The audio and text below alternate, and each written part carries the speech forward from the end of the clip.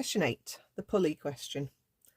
Right, so let's just annotate the diagram. We've got a 3 kilogram mass. We've got a normal reaction. We probably don't need that. It's smooth, so we haven't got a force slowing us down. We've got the tension pulling A towards the edge. We've got the tension pointing upwards from B, and we've got 5G there. Initially, B is supported, so the objects are at rest. Object B is then released. So that one's going to fall, and this one is going to move towards the edge of the table. Okay, so that would be the usual way. It could be that they exert a force on A, pulling it further onto the table, and B goes up. So make sure you know which way they're going. So we're going to do F equals ma for both objects in turn, the way they're going. So for object A, the force that's pulling it the way it's going is T.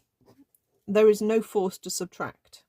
Okay, and so it's just T equals. The mass is 3. You don't have the G on this side of the equation. So it's just 3 times acceleration.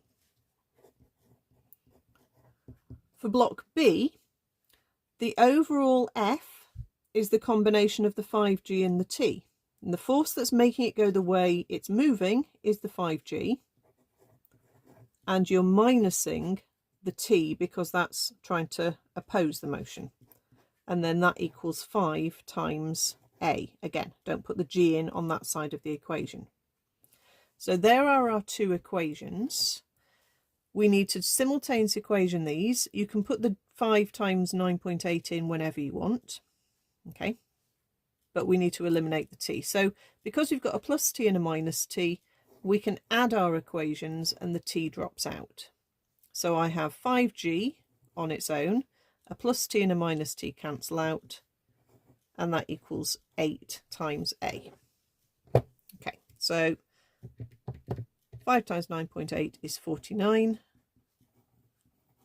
Divide 49 by 8, and we get 6.125 meters per second squared. That's our acceleration. And you can sub back into whichever equation, but obviously the first one's going to be quite easy to sub back into. Times that by 3, and our tension is 18.375 newtons. And that's it.